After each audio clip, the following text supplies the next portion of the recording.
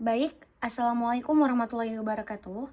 Kami dari kelompok 2 akan memaparkan materi dan menjelaskan dari buku karangan Dr. Migrajuddin Abdullah MSI dari halaman 4 sampai dengan halaman 13, yaitu buku tentang statistik Maxwell-Boltzmann, yang mana anggota kelompok kami ada Ririn Helda, saya sendiri M. Hanuke Bahgil, ada Dinda Nurlisa, ada Rozatul Akma, dan Nur Anissa. Materi pertama akan dipaparkan oleh Ririn Helda. Kepada Ririn kami persilahkan. Baik, di sini saya akan menjelaskan materi pertama yaitu konfigurasi penyusunan sistem klasik. Nah, energi yang dimiliki sistem-sistem dalam assembly dianggap terjadi atas tingkat-tingkat energi. Nah, tingkat-tingkat energi tersebut berada dalam rentangan dari 0 atau epsilon I tambah 1 dikurang epsilon I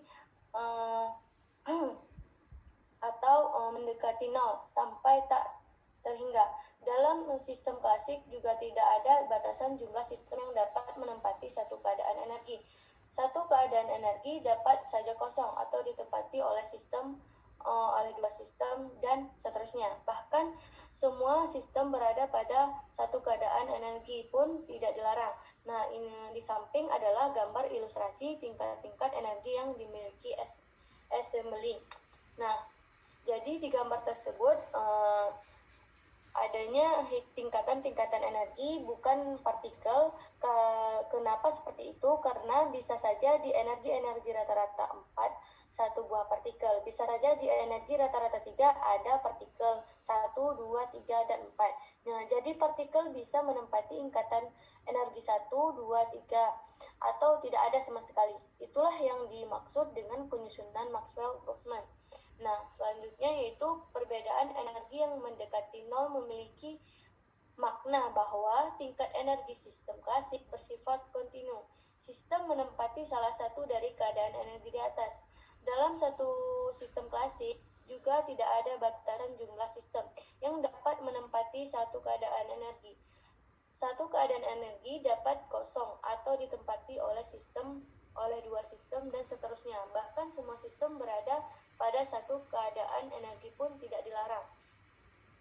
Terus agar sifat fisik dari assembly dapat ditentukan dengan cara menghitung berbagai kemungkinan penyusunan sistem serta probabilitas kemunculannya menjadi mudah bila tingkat-tingkat energi yang dimiliki assembly dibagi atas beberapa kelompok. Nah, gambar di bawah ini adalah ilustrasi tiap kelompok memiliki jangkauan energi yang cukup kecil dan kelompok-kelompok energi yang energi dalam assembly. Jadi kelompok pertama memiliki jangkauan energi 0 sampai D epsilon, kelompok kedua jangkauan D epsilon sampai 2 D epsilon, kelompok ketiga memiliki jangkauan 2 D epsilon sampai 3 D epsilon, sampai kelompok ke S memiliki jangkauan energi S dikurang 1 D epsilon sampai S D epsilon. Selanjutnya gambar selanjutnya itu adanya kelompok N. Jadi kelompok N ini memiliki jangkauan yang sudah jelaskan tadi, epsilon 1 dikurang epsilon I dikurang ditambah 1 dikurang epsilon I menjauhi 0, maka nanti seakan-akan bertumpu dan nantinya akan dijadikan kelompok pertama. Nah, kedua kelompok energi ke S dan kelompok energi ke M. Jadi jika kita melihat satu tingkatan energi per energi lainnya yang sering berdempetan sehingga seakan-akan energi kelompok ke-1 memiliki tingkatan energi yang hampir mirip yang disebut sebagai energi rata-rata. Nah, selanjutnya akan dijelaskan oleh M. Hanuke Bahgil. Nah, untuk selanjutnya di sini kita bisa melihat di sini gambar ini, yaitu ada gambar ini disebut dengan kelompok energi, di mana kelompok energi ini merupakan kumpulan dari beberapa energi. Dalam satu kelompok energi terdapat beberapa energi yang memiliki energi yang sama, karena pada dasarnya dalam satu kelompok terbentuknya kelompok energi karena energinya memiliki energi yang sama.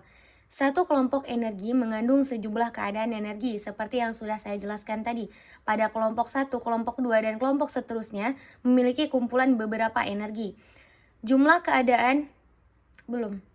Jumlah keadaan energi pada kelompok yang berbeda bisa sama dan bisa saja berbeda.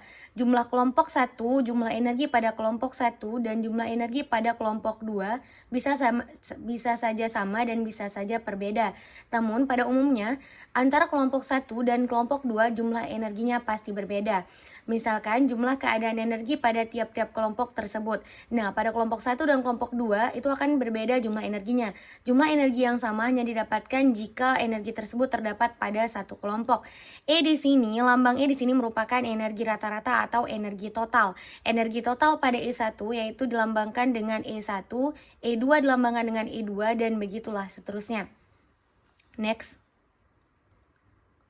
Nah, di sini ada jumlah keadaan pada kelompok pertama, yaitu dilambangkan dengan G1. Jumlah keadaan pada kelompok dilambangkan dengan G1, yaitu jumlah keadaan pada kelompok. Pada kelompok pertama G1, kelompok kedua G2, dan begitulah seterusnya.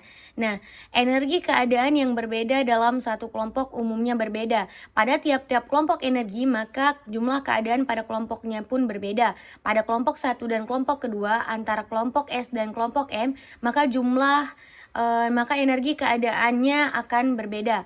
Tetapi karena perbedaan energi keadaan yang berbeda dalam satu kelompok sangat kecil atau mendekati nol, maka kita dapat mengasumsi bahwa energi dalam satu kelompok diwakili oleh satu nilai energi saja. Pada satu kelompok tadi ada gambarnya ke slide selanjutnya sebelumnya. Nah, ke slide sebelumnya. Nah, di sini ada di dalam satu kelompok ini terdapat beberapa energi. Namun, jika dituliskan dalam G hanya mewakilkan satu energi saja dan dia walaupun terdapat banyak energi hanya diwakilkan satu saja. Next. Energi tersebut dianggap sebagai energi rata-rata. Nah, seperti slide di sebelumnya tadi, lambang E yaitu merupakan energi rata-rata. Next. Nah, energi rata-rata kelompok pertama yaitu E1, energi rata-rata kelompok kedua yaitu E2, dan begitulah seterusnya. Energi rata-rata pada kelompok pertama dituliskan dengan E1, begitu juga pada kelompok kedua, kelompok 3, dan kelompok seterusnya. Misalkan pada konfigurasi tertentu, tiap-tiap kelompok energi telah ditempati oleh sejumlah sistem sebagai berikut. Nah, pada kelompok energi terdapat yang namanya jumlah sistem. Jumlah sistem dilambangkan dengan N. Jumlah sistem adalah sistem yang masuk ke dalam kelompok energi. Pada kelompok energi yang masuk pada kelompok 1 dilambangkan dengan N1, pada kelompok 2 dilambangkan dengan N2, dan seterusnya. Perlu kita ketahui bersama jumlah sistem pada kelompok energi dan jumlah total pada energi pada kelompok energi sama. Berarti N1 dan N1 itu sama dengan G1. Nah, selanjutnya akan dijelaskan oleh Dinda Nurlisa.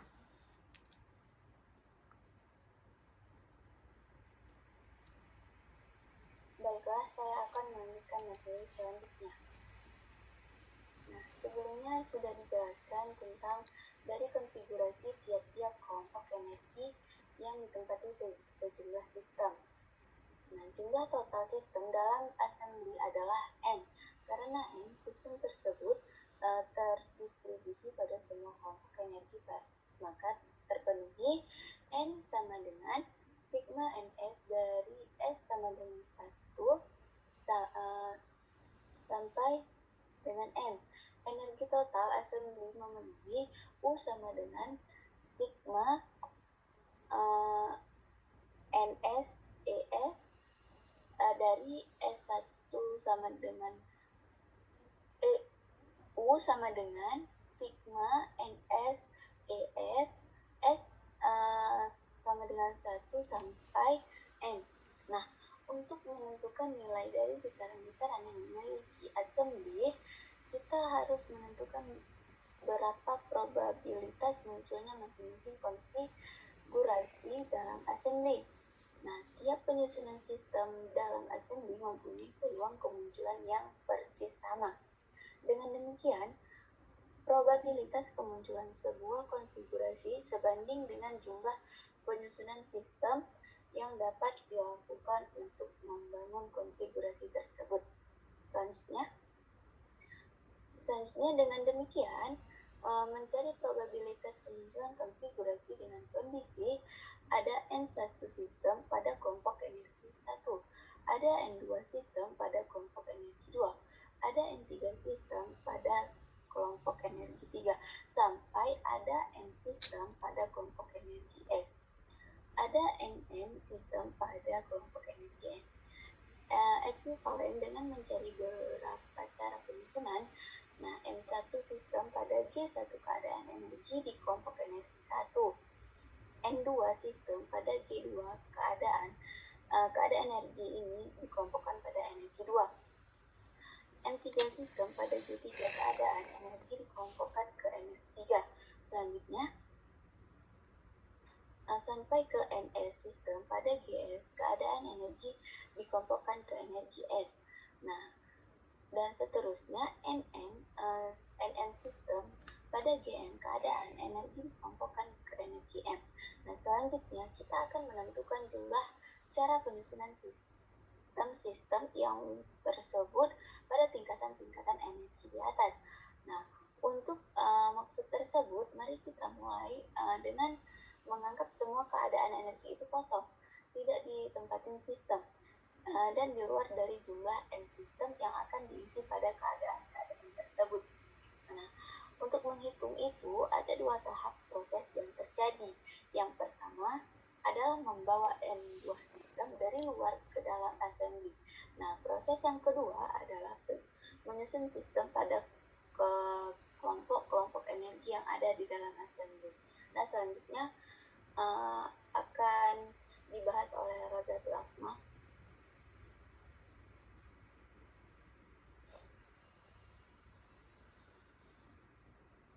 Baik, selanjutnya ada proses 1, membawa N buah sistem ke dalam assembly.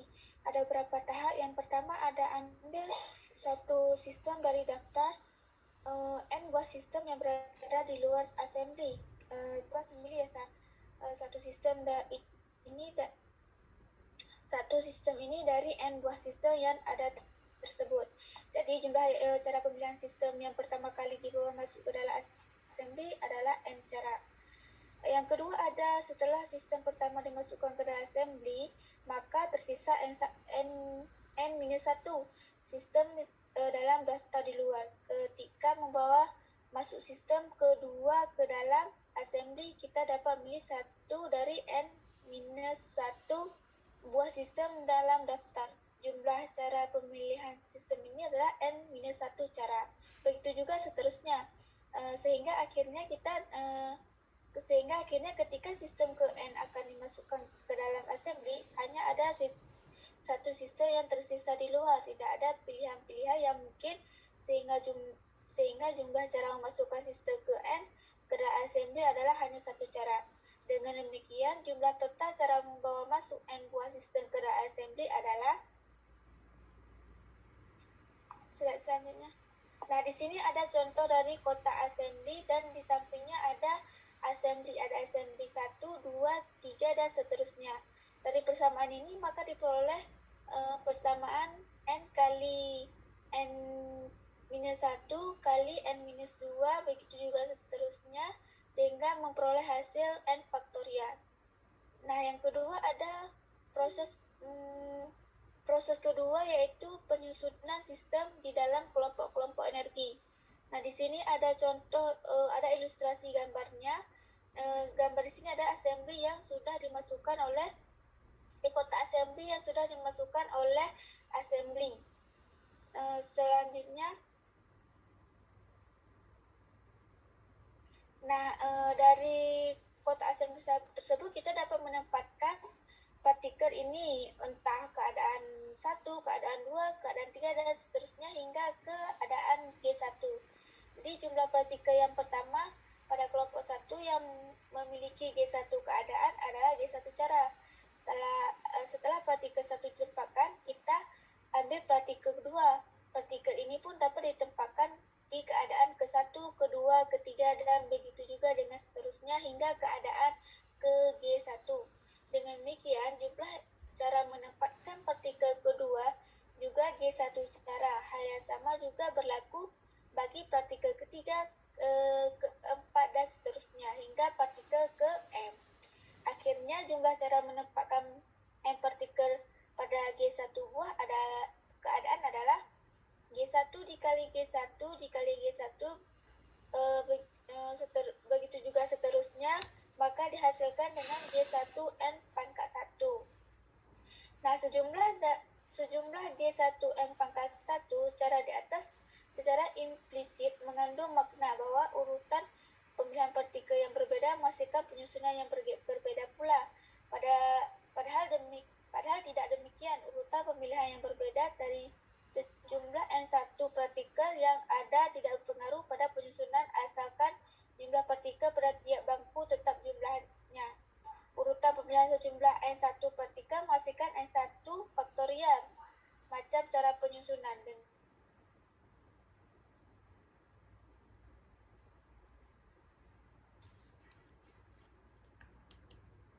Ada kesalahan jaringan untuk Menurut saya, Nur Anissa. Oke, baiklah, saya akan memaparkan materi yang terakhir. Sebelumnya boleh diulang slide yang sebelumnya. Oke. Nah, di sini ada secara harfiah yang G1 kali G1 dan seterusnya kali G1 atau N1 buah perkalian sama dengan G1 pangkat N1.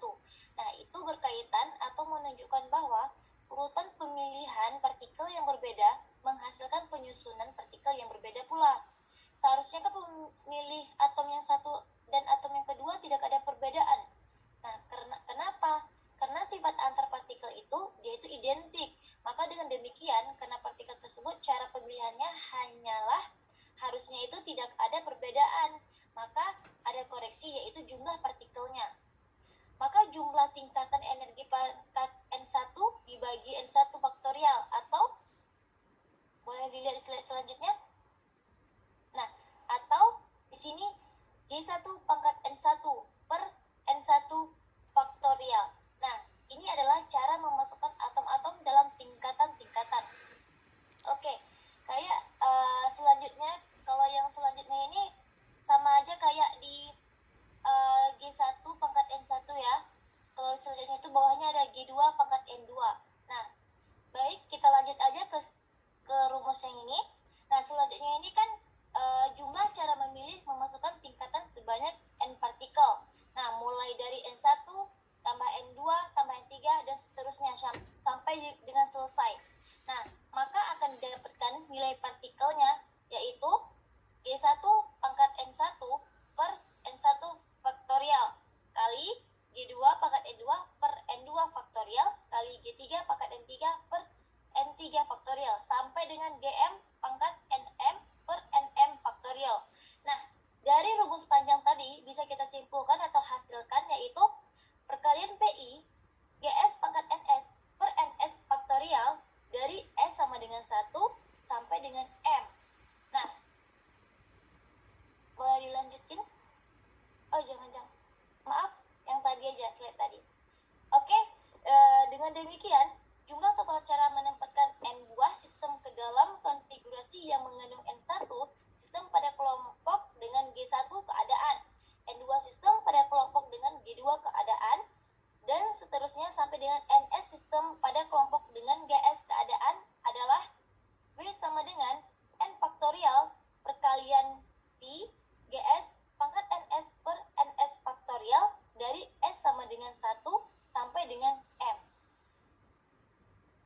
Baik, oke. Nah, dengan demikian, jumlah sistem N dan energi total U yang dimilikinya yaitu delta U sama dengan perkalian sigma, delta NS sama dengan 0, dari S sama dengan 1 sampai dengan M.